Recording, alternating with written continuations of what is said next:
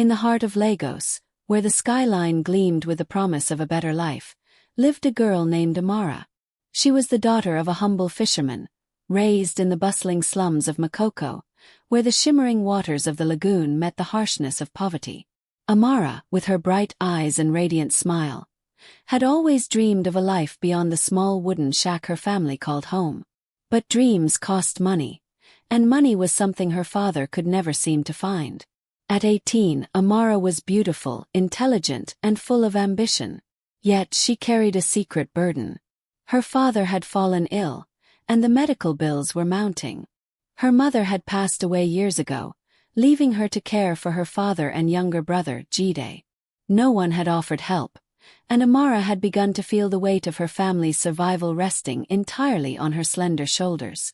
One evening, after another night of worry, she was walking home when a black SUV pulled up beside her. The window rolled down, and a deep, smooth voice called out, "You must be Amara." It was Kwaku Adebayo, a name that sent a ripple of whispers through the streets.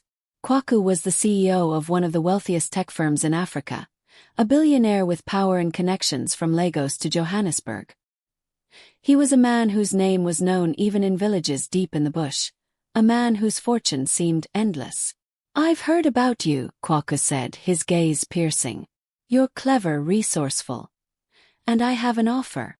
Amara felt a pang of unease in her chest. She had heard the rumors about wealthy men like him using their power to exploit young women. But something about his gaze held her, and for a moment, she was lost in the thought of her family's suffering. "I can give you money," Kwaku continued, "enough to change your life forever. I want you to come with me just for one night. No one will know. You'll never have to worry about money again." Amara's heart hammered in her chest. She knew what he was implying. Her innocence, her virginity. He would take it for a price. She had heard of these transactions before, where young girls were sold to the highest bidder, their futures bartered like objects. But there was something else in his eyes, a flicker of loneliness, a sadness that made her hesitate. "I don't want to be that kind of woman," she whispered, almost to herself. Kwaku's expression softened. He leaned closer, his voice dropping to a whisper. "I'm not asking you to become anything. I just want to help you, if you're willing to help me too. Think about your family, Amara. You could end the suffering. Your father could get the best treatment. Jide could go to school. Your life could change tonight." For a moment, Amara was torn. The weight of her father's illness, the constant fear of not being able to provide for her family, pressed heavily on her. The opportunity was too tempting. But the price, the sacrifice, it gnawed at her. "I'll think about it," she said, her voice barely above a whisper. Kwaku smiled, a mysterious, enigmatic smile that didn't reach his eyes. "Take your time. But time is something we don't have much of." As the SUV drove off, Amara stood frozen on the street, her mind racing. Was she truly considering it? Was she willing to sell herself, to give up the one thing that made her who she was, for the promise of wealth and a better life? Days passed, and Amara's thoughts remained consumed by the choice she had to make. Her father grew weaker, and Jide's school fees remained unpaid. Every time she walked through the narrow streets of Makoko, she saw the poverty that shackled her people. Was there another way? And then came the fateful day when Kwaku called again. "Amara, I'm waiting." The phone call was brief, but the weight of Kwaku's words echoed in Amara's mind for days. "I'm waiting." She couldn't escape them. Not even the clamor of Makoko's busy streets, nor the quiet of the evening when she sat by her father's bedside, could drown out his voice. It had been over a week since their first encounter, and yet, the decision still gnawed at her, like a hunger that couldn't be filled. Her father's condition worsened with every passing day. The pain in his eyes, the weakness in his once strong hands, made her feel more helpless than ever. Jide, her younger brother, looked to her with innocent eyes, unaware of the torment she carried in her heart. He needed shoes for school, a uniform, books. The fees were overdue, and without them, he would never step foot in the classroom again.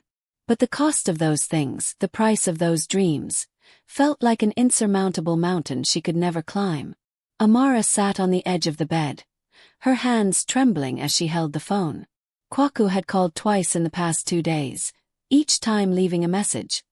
His voice smooth but filled with a subtle urgency. Amara, don't let pride be your downfall. I know you understand what's at stake. This could be your only chance. She closed her eyes. What if it was the only chance? What if Kwaku's offer was the bridge she needed to cross to a better life? For her family, for herself. That evening, when the orange sun dipped low into the horizon, casting shadows across the shacks of Makoko, Amara walked towards the small cafe near the lagoon. She had no intention of going back to Kwaku's mansion. But she had to see him one more time, to hear the offer once again, to confront the reality of what she was about to do. She found him waiting at a corner table, his dark suit sharply contrasting with the vibrancy of the street around him. He stood as she approached, offering her a chair. He smiled, a knowing smile, as if he had expected this moment. "You've made up your mind," Kwaku said, his voice warm but unreadable. Amara sat down, folding her hands on the table. She felt small in his presence, but she forced herself to remain composed. "I'm not sure what you want from me," she said, trying to steady her voice. "I don't think I can do this." You can," Kwaku interrupted gently. "You already have. You just don't know it yet. Your family is dying for a better life, Amara. This is the price you must pay for their future. For the future of everyone you love. Don't you want more for them?" Amara's breath caught in her throat. His words, cold, pragmatic, but undeniably persuasive, echoed in the silence between them. "I want more for myself too," she said softly, the truth finally slipping out. "But I don't know if I can sell myself to get it." For a moment Kwaku was silent. Then he leaned forward, his eyes intense. "You're not selling yourself, Amara. You're buying the life you deserve. You're just using the only currency you have. Your body is just the beginning. What you're truly selling is your future." His words struck her like a slap in the face. Her future. Amara sat back, her mind reeling. She had heard men like him speak before. Slick, charming, always promising a way out. But somehow, Kwaku felt different. He wasn't just another wealthy man looking for an easy conquest. He had a power, a darkness in his eyes that made her feel both drawn to him and repelled. Was this the price of ambition? Was this what it meant to survive in a world where the wealthy held all the cards, and the poor had none? Amara felt trapped, caught between the fear of remaining in the same cycle of poverty and the fear of what would become of her if she chose this path. She was no longer a little girl who could dream of a better life. She was a woman on the brink of making the hardest decision she would ever face. As the night grew darker, Kwaku stood up. His voice was quiet, but filled with certainty. "Think about it, Amara. Think about your father. Think about your brother. I'll be waiting." And with that, he walked out of the cafe, leaving her alone with the swirling thoughts in her mind.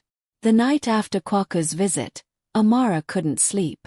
Her thoughts were a storm, swirling around her like the thick Lagos humidity that clung to everything. She tossed and turned in her bed, listening to the faint sounds of the neighborhood.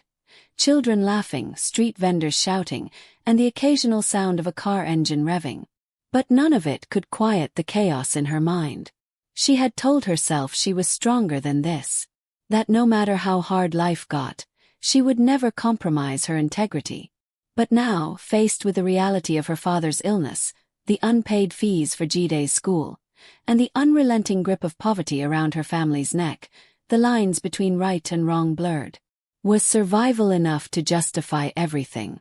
Her phone buzzed. It was a message from Kwaku. "Amara, I need to hear from you. Time is running out. Your family can't wait forever." She stared at the message for a long moment, fingers hovering over the screen. She had told herself she would never let this man manipulate her, but somewhere deep inside, she knew that if she said no, everything would stay the same. Her father would still die, Jide would still be trapped in a cycle of poverty, and she would still be just another girl from Makoko, forgotten by the world. Tears welled up in her eyes, and for the first time in weeks, she allowed herself to cry. Her hands trembled as she wiped her face. She couldn't hold on to this pain forever. The next day, as the sun rose over Lagos, casting a golden light over the dirty, sun-bleached streets, Amara made her way to the hospital. She had spent the previous night sitting by her father's side, listening to him wheeze, and trying to offer comfort that she couldn't afford. Her father, Papa Durogiyi, had once been a proud man. Strong, unyielding, and full of life. He had raised her with love and discipline. Now he was just a shell of the man he once was, his health fading with every passing moment.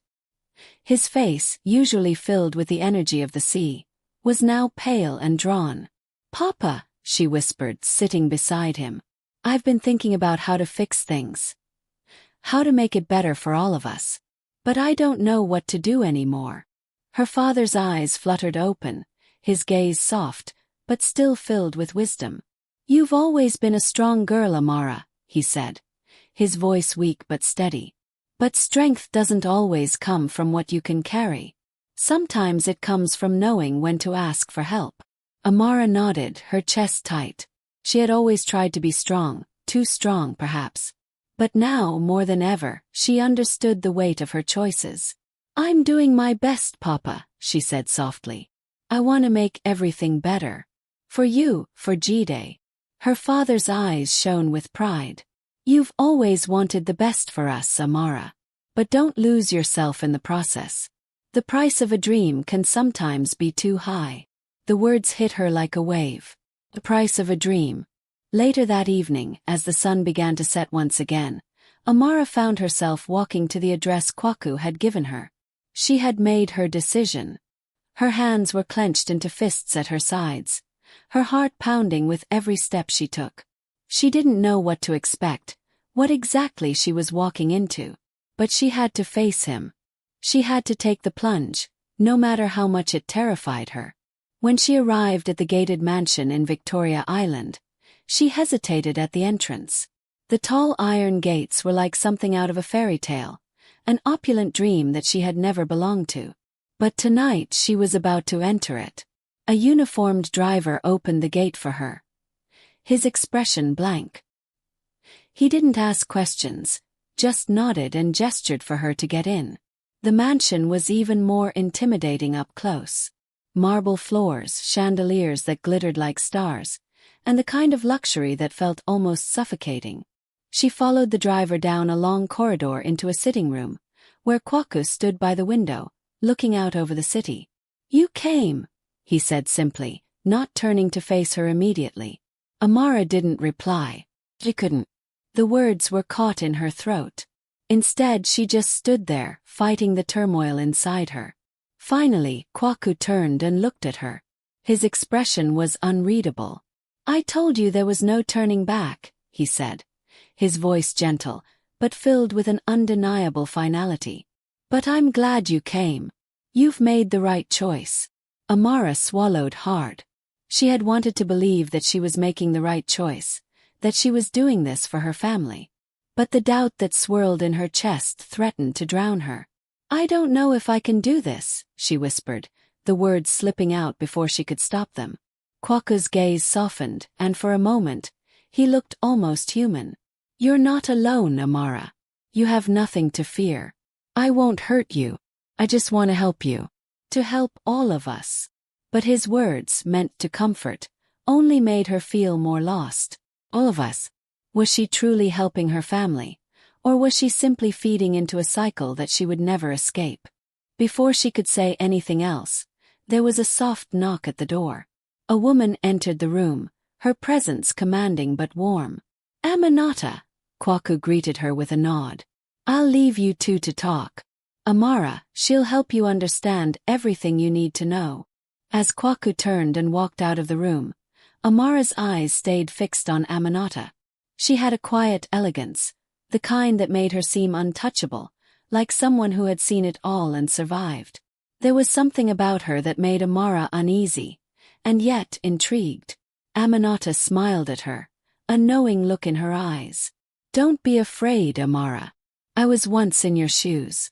The silence between Amara and Aminata stretched for a long moment.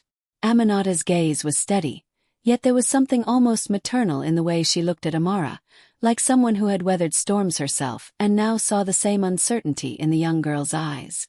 Amara shifted uncomfortably under the weight of her gaze. She could feel the questions swirling in her mind. What kind of world was this? What had she gotten herself into? "I know what you're thinking," Aminata said softly, breaking the silence.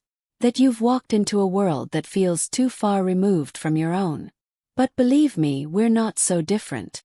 Amara looked up, studying her. Aminata wasn't like any woman she had ever met. There was an aura of power about her, a self-assurance that seemed unshakable. She wore a tailored white blouse and a sleek black skirt, her dark skin glowing in the low light of the room. Despite her elegance, there was an edge to her, a certain hardness in the way she carried herself. "You don't know me," Amara said, her voice a mix of defiance and confusion. "I'm not like you. I'm not someone who just—" She paused, trying to find the right words. "I can't just sell myself to a man for money." Aminata's expression softened for a fraction of a second, but then it returned to its usual composure. She crossed the room and sat down across from Amara, her eyes never leaving hers. "I didn't sell myself, Amara. I made a choice to survive, to build something greater than what I was given." Aminata's voice was calm, almost soothing, as if she were speaking from experience, from a place of knowing. "You think this is about selling your body? It's not. It's about your future, about securing your life, your family's life, and everything you could ever want. The rest is just noise." Amara's chest tightened. The words felt heavy, like a trap being set around her. Noise. Was that really what it was? Was she truly in control, or had she already given up that power by walking into this world? "But I'm not like you," Amara said again, her voice shaking. "I've never been rich. I don't know what it's like to have everything handed to me. I don't know if I can be like this." Aminata's lips curled into a small, knowing smile. "No one knows, not until they have to. You'll learn. You'll adapt." She leaned forward slightly, her gaze intense. "You think you're the only one who's ever had to make a hard choice to survive? I'm not here to make you feel guilty. I'm here to help you. If you want to make sure your family survives, this is your way out." Amara felt a wave of emotions crash over her. Fear, anger, confusion, and something else. Desperation. "Is that all this is? A way out?" she whispered. Aminata didn't answer immediately. She let the question hang in the air for a moment before speaking again. Her voice almost gentle. "It's a way up. And if you think you can find another way to climb out of this hole, then I'd like to see it. But this is the reality you live in now." The words hit her harder than Amara was willing to admit. The truth was undeniable. Every day she had watched her father's condition worsen, every day her brother's dreams slipped further from her grasp. Those were the realities. Dreams had no value without the means to make them come true. She was already in this world whether she liked it or not.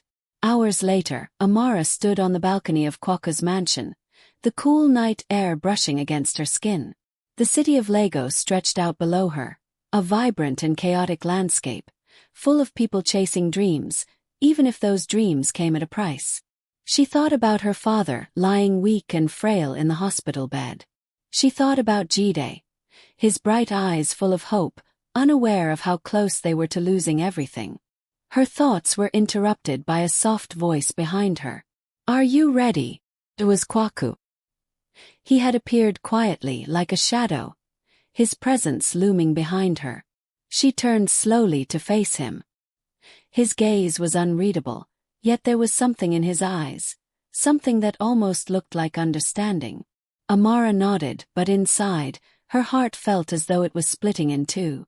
She had come this far. She had made up her mind. She had told herself she was doing this for them, for her family. But deep down, she could feel the pull of something else, the fear of losing herself in this new world.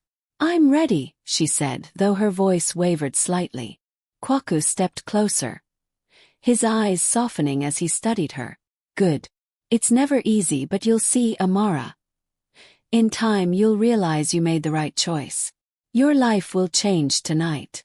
As he reached for her hand, something shifted in the air between them, a crackling tension that neither of them acknowledged but both felt. But before anything could happen, the door opened, and Aminata entered, her calm presence cutting through the moment like a sharp knife. "It's time," she said simply. Amara's heart raced, and for the first time, she saw the situation for what it truly was. A deal, a transaction, a moment she couldn't take back. No matter what happened tonight, there would be no undoing it. She had come to this point. She had no other choice. But as she turned to face Kwaku, something flickered in her chest, a new sense of clarity.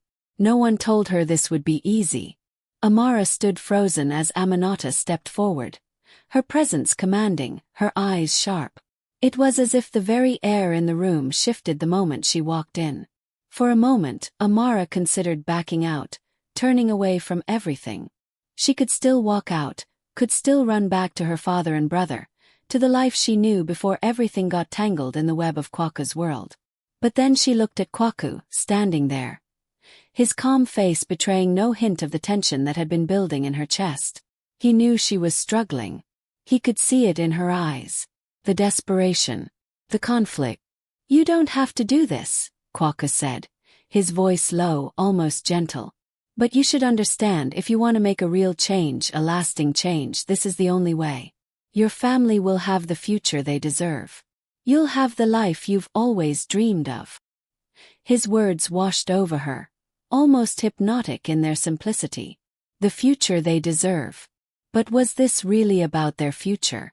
Or was it just another way to keep her shackled, another form of currency to be used in exchange for something that felt far more dangerous than she had imagined? Aminata's eyes met hers, and in them, Amara saw something she hadn't seen before: sympathy, understanding. "I know this isn't easy, Amara," Aminata said, her voice calm, almost soothing. "But the world you come from, there are no guarantees there. Here at least you have a chance." Amara swallowed hard, her throat dry. She thought about her father, lying weak in that hospital bed, his body so frail. She thought about Jide, the bright spark in his eyes, the promise of a future slipping away like sand through her fingers. If she could save them, if she could give them the chance they deserved, could she really walk away from that opportunity? I can't," Amara whispered, her voice barely audible. Kwaku's expression softened, but only for a second, before his mask slipped back into place. "If you can't, Amara, then we will all stay in the same place we've always been. And nothing will change." He turned away, heading for the door, but before he left, he spoke one final time. "You'll come to understand eventually. Everyone does." Amara stood there, her breath shallow, the words echoing in her head. "Everyone does." She looked over at Aminata, who hadn't moved an inch. She looked like a woman who had long ago made peace with her choices, who understood the cost of what she had decided. Could she really do this? Could she really step into this world? Suddenly, a flash of movement caught her eye. Through the large windows that overlooked the city, she saw a group of children running in the streets below, laughing, carefree. For a moment, she was reminded of her younger self. The girl who once dreamed of escaping, of being more than just another girl from Makoko. The soft sound of Aminata's voice brought her back to the moment. "You've been given an opportunity, Amara," she said gently. "You can't afford to waste it. If you walk out now, nothing changes. Your family stays where they are. You stay where you are." Amara felt the weight of Aminata's words crash down on her. Her family, her future. But in that moment something shifted. A new voice, a quieter but stronger voice, whispered deep inside her. It wasn't the voice of fear or desperation, but something else. Something that had always been there, buried beneath the weight of obligation and survival. It was the voice of control. "I'm not like you," Amara said, her voice steady for the first time. "I can't just give up what little I have left of myself. I don't want to be a part of your world." Aminata's gaze flickered, her lips slightly parted as if she hadn't expected the response. For the first time, Amara saw a flicker of uncertainty in the other woman's eyes. I thought you would understand, Aminata said softly, but there was no judgment in her voice, only a quiet sadness. But the world doesn't give you choices, Amara. It takes them away until all you have left is the price you're willing to pay. Amara didn't respond immediately. She felt her pulse quicken, her heart pounding in her chest. Was it too late? Had she already crossed a line she couldn't return from? A few moments passed in silence, heavy and thick with unsaid things. Amara's mind raced. Quokka's world had started to feel like a trap, a gilded cage disguised as an opportunity. And yet, wasn't this the world she had dreamed of when she was younger? The world of wealth, power, and possibility. But as she thought about the price, a cold realization washed over her. Was it worth it? She looked down at her hands, the very hands that had carried her father to the hospital, that had fed her brother, that had written her dreams on torn scraps of paper. Was she really willing to give all of that up for the illusion of a future that might not be hers to control? With a deep breath, Amara turned to face Aminata. "I'm sorry," she said quietly. "I don't think I can do this." As she spoke those words, a flood of emotions rushed through her. Relief, fear, uncertainty, and above all, the sense that this was only the beginning of a much longer journey. Aminata stood there, her face unreadable for a moment, before she nodded slowly. "I understand, Amara.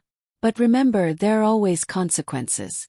You can choose to walk away, but you may not get another chance." Amara nodded, her heart heavy with the weight of her decision. The choice had been made, but the road ahead was still uncertain. As she turned to leave the room, Quokka's voice echoed from behind her, cold and final. "You'll regret this." But Amara didn't turn back. Amara had barely stepped outside when the evening air hit her like a wave, cool and salty from the sea breeze.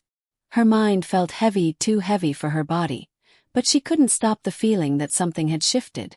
She had walked away from Quokka's world, from the gilded cage he had promised, but the sting of his final words lingered. "You'll regret this." As she walked down the long driveway toward the main gate, her heart was pounding in her chest. Her breath quickened with each step.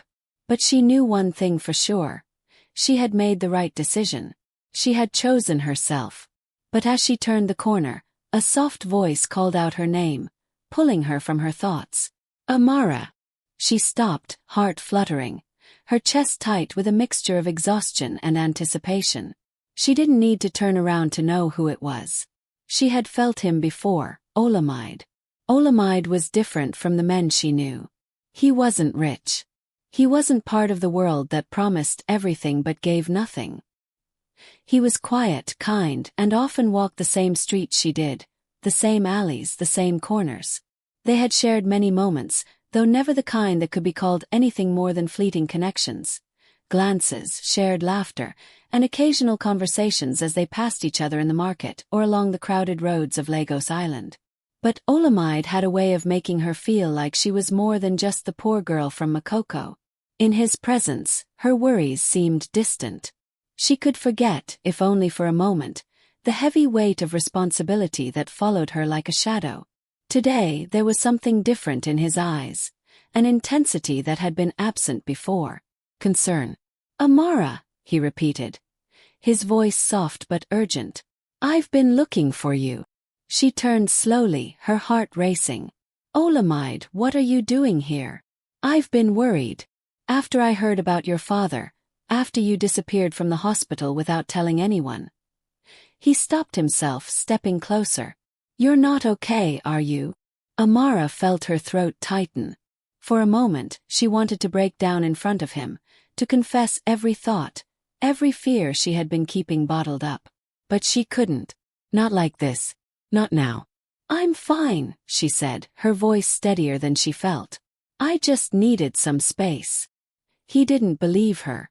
She could see it in the way his eyes searched hers, like he was trying to find the truth hidden beneath the surface. She wanted to tell him everything. The deal with Kwaku, her inner conflict, the fear of losing her family, the unbearable weight of her choices. But she couldn't. Not yet. I heard you've been with him, Kwaku, Olamide said, his words clipped, but there was no malice in his tone, just something else. Something deep. He's dangerous, Amara. I don't want you caught up in his world. Please. The vulnerability in his voice caught her off guard. She hadn't realized how much he cared, how much he had been paying attention. The truth was, she had always felt a pull toward Olamide, something deeper than just attraction. It was like he saw her, really saw her. Not just the girl struggling to survive, but the girl who had dreams, who had hope. Her heart began to beat faster, but she couldn't give in. Not now. Not when she was so close to losing control of everything. Olamide, she started, but her words trailed off. She didn't know how to explain what had been happening inside her. The way she felt like she was losing herself, piece by piece, as she fought to keep her family alive.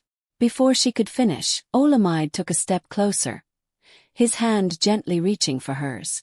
The warmth of his touch grounded her, pulling her back to a place where the weight of the world didn't feel so unbearable. I don't want you to be alone in this, Amara, he said softly. I'm here. Whatever happens, I'm not going anywhere. The words hung in the air between them. She had heard promises before, empty words from men who claimed they wanted to help, to save her. But this was different. The sincerity in Olamide's eyes made her want to believe him. In that moment, she realized that she wasn't sure if she was ready to love again, or even if she should allow herself to. But with him, something felt possible, something pure and untainted by the corruption she had encountered. I don't know what to do anymore, Olamide, she whispered, her voice breaking as the weight of her decision crashed over her again. I don't know if I'm strong enough for this.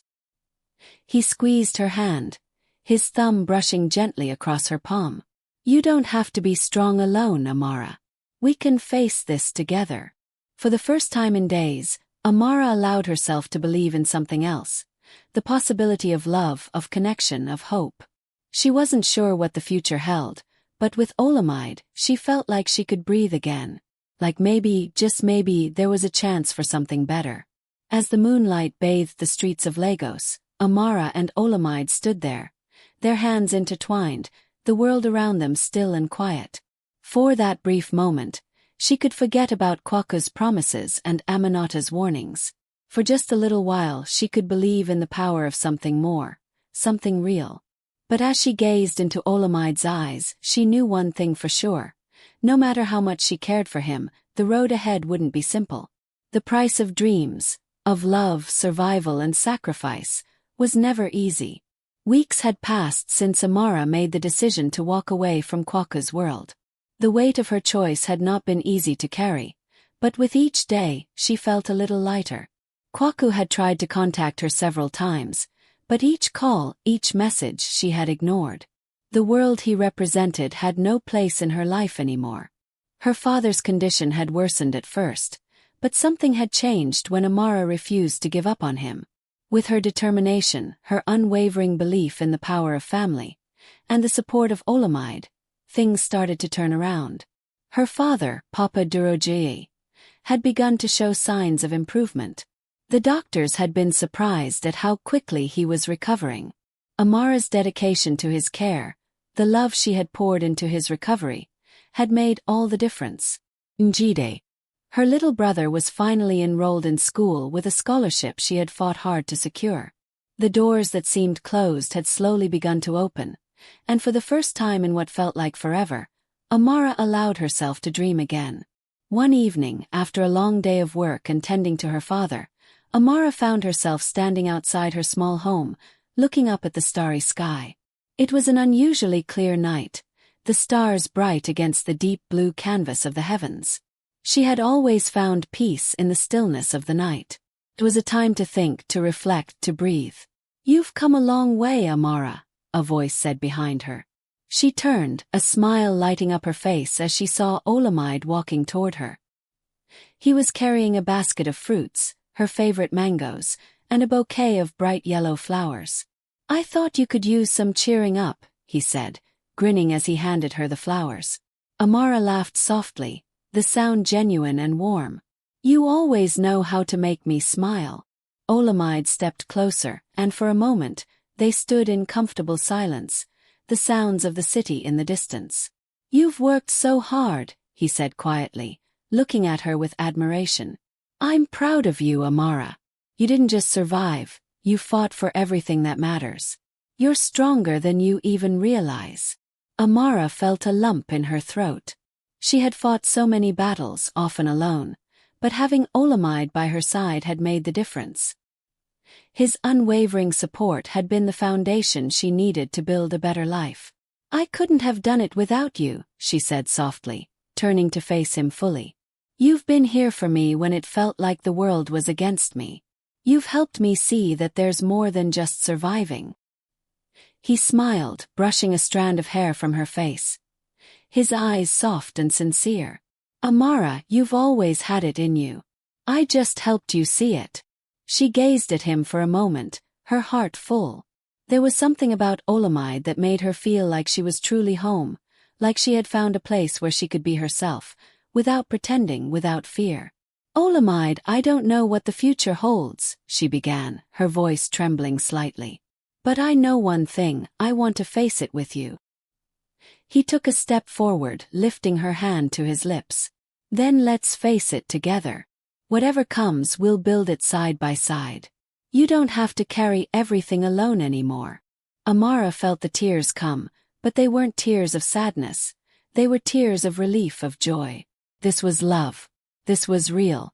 And in that moment, Amara knew she had found something far more valuable than the wealth and power Kwaku had promised. She had found something that no amount of money could ever buy. A love that was rooted in trust, in respect, and in the belief that together, they could create a life worth living. In the weeks that followed, Amara's life continued to change. She had started a small business selling handmade goods, items that reflected the culture and beauty of her home. It wasn't easy, but it was hers. Every sale she made, every customer she helped, reminded her that she had the strength to build a future on her own terms. Her father was healthy again, his strength returning with each passing day. Jide was thriving at school, and the future that had once seemed so uncertain now looked filled with possibility. They were all together, stronger than ever before.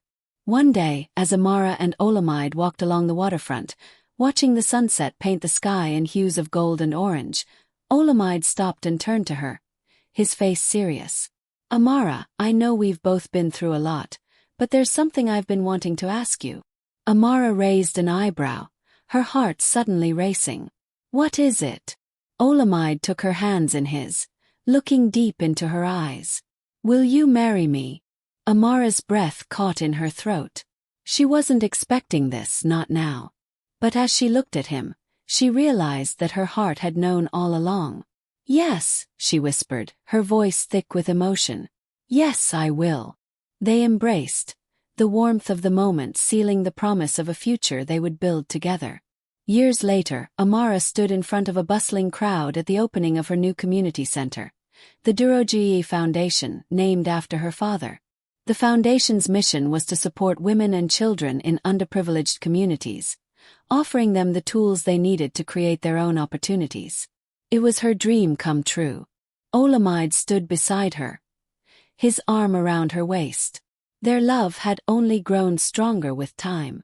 They had created a life filled with purpose, a life that was as beautiful and rich as the love they shared. Amara's journey hadn't been easy, but it had been worth every sacrifice. She had found strength in the darkest moments, and through love, she had built something that could never be taken away. The future was bright, because it was hers to create. And as she looked out over the crowd, she realized that the real price of her dreams had never been money. It had been the courage to choose herself, to follow her heart, and to build a life with the people she loved most.